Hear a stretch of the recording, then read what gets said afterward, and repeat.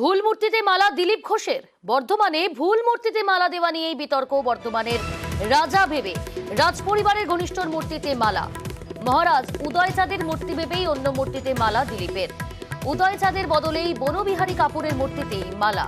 বর্ধমান দুর্গাপুরের বিজেপি প্রার্থীকে কটাক্ষ তৃণমূলের।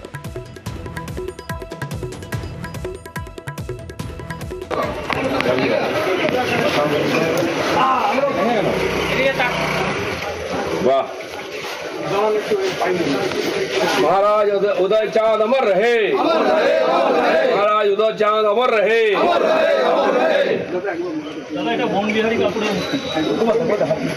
বনবিহারী কাপুর কাপুর করতে গেল বাহাদুর সিএসআই।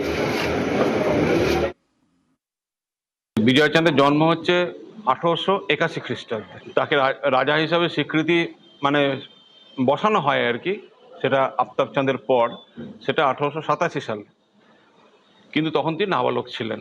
এই যে নাবালকত্বের সময় রাজা ছিলেন, তার এস্টেটটা দেখাশোনা করতেন তার বাবা বনবিহারী কাপুর। এস্টেট অফিসার হিসাবে তিনি কাজ করতেন রাজবাড়ির। বিজয় চাঁদের পুত্র হচ্ছে উদয় চাঁদ, যিনি 1943 সালে রাজা হন বর্ধমানের। অর্থাৎ রক্তসূত্রে বনবিহারী কাপুর হচ্ছে উদয় চাঁদের দাদু।